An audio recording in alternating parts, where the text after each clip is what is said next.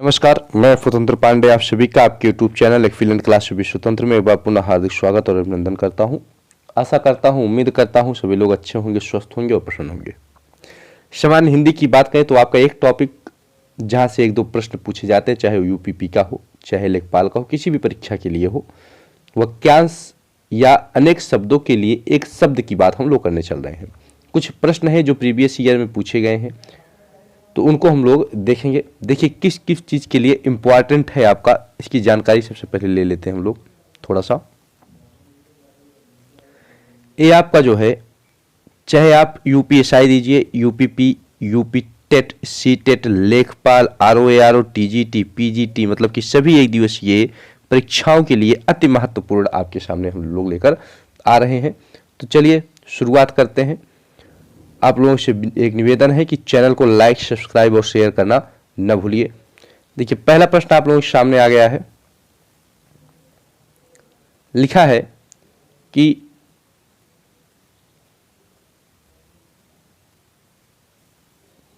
दवाग्नि शब्द निम्नलिखित में से किस वाक्यांश के लिए है?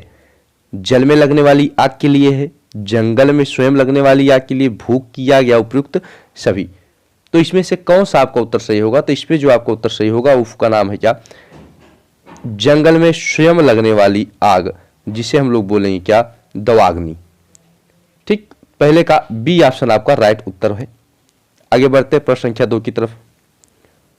निम्नलिखित में से कौन निश्चल का अर्थ नहीं है? जो अपने स्थान से हिल ना सके, स्थिर हो, अचल हो, निश्चित हो। क्या पूछा है? निश्चल का अर्थ नहीं है पूछ रहा है। प्रश्न संख्या 2 की बात हम लोग कर रहे हैं, सभी प्रीवियस ईयर में आए हुए प्रश्न है आपके। तो 2 में जो आपका राइट उत्तर है वह क्या है? वह है निश्चित। कौन सा सही होगा? तो डी ऑप्शन आपका राइट उत्तर होगा।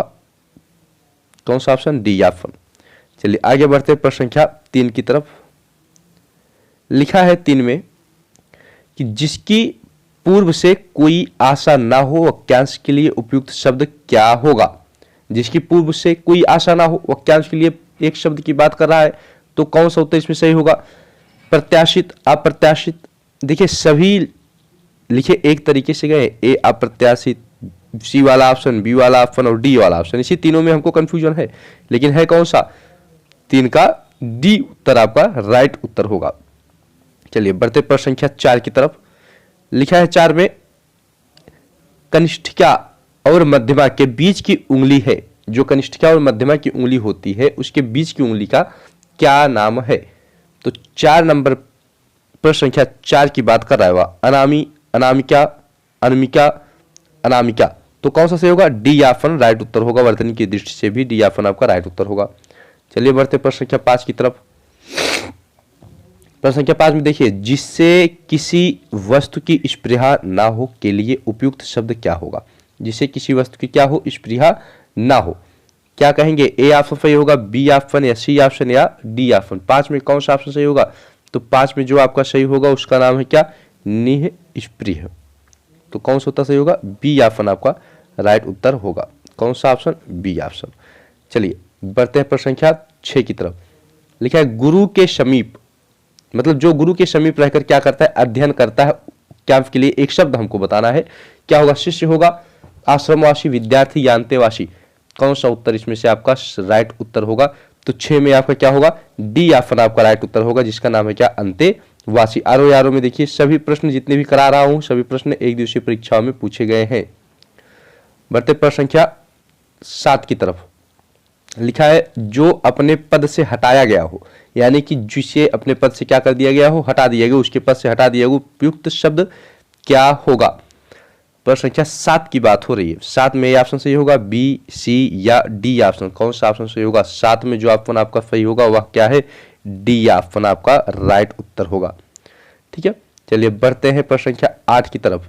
लिखा है जिसके पेट में मां ने रस्सी बांध दी हो, दाम जिसे बोल सकते हैं, रस्सी को दाम के लिए लिखा गया है। A option, B option, C option या डी ऑप्शन।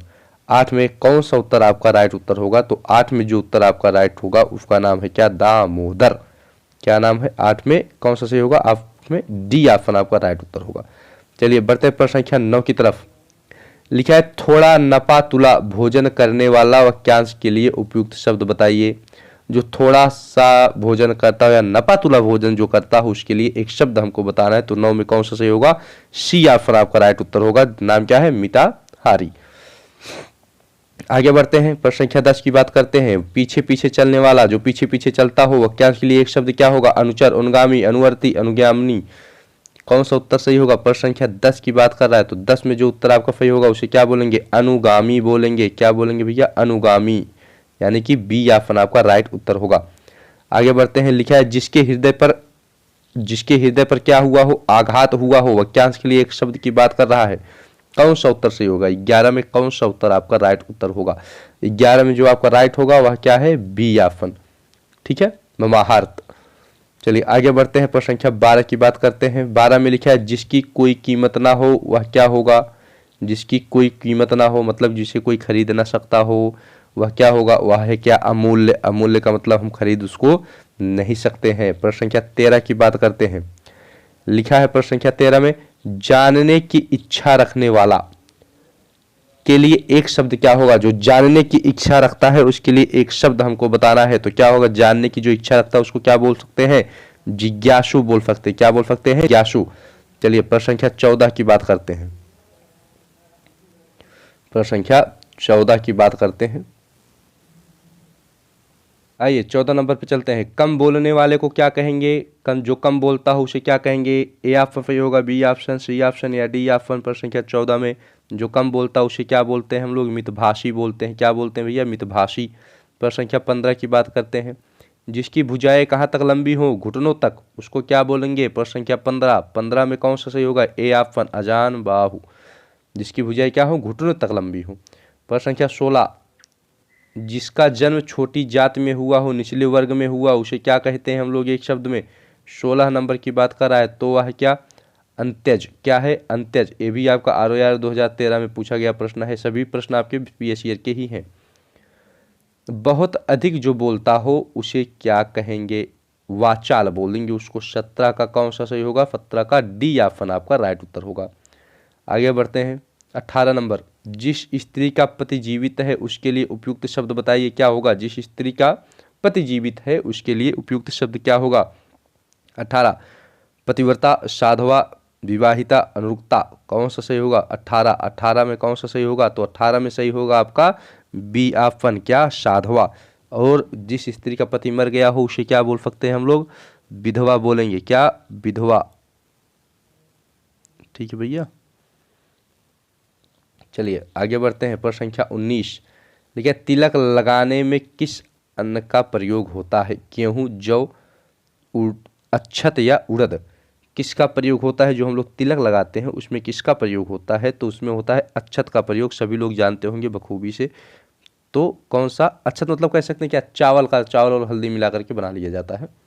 ठीक है। प्रश्न संख्या 20 की बात करते हैं। 20 में क्या लिखा है? जिसका इलाज ना हो सके उसके लिए उपयुक्त शब्द क्या होगा?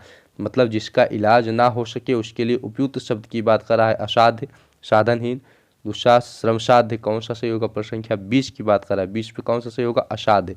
ए ऑप्शन आपका राइट उत्तर होगा। कौन सा ऑप्शन? ए ऑप्शन आपका राइट उत्तर है। चलिए बस आज के लिए इतना ही। फिर मिलेंगे हम लोग कल की क्लास में। तब तक के लिए नमस्कार, जय हिंद, जय भारत। चैनल को लाइक, सब्सक्राइब और शेयर करना नहीं भूलिएगा। कल की डेट में हम लोग क्या बात करेंगे?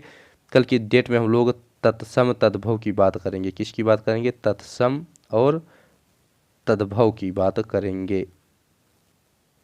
ठीक है ना? थोड़ा थोड़ा पढ़ेंगे, 10-10, 20-20 प्रश्न एक साथ में। ठीक, चलिए लाइक, सब्सक्राइब और शेयर करना नहीं भूलिएगा। आप सभी का दिन शुभ हो। धन्यवाद।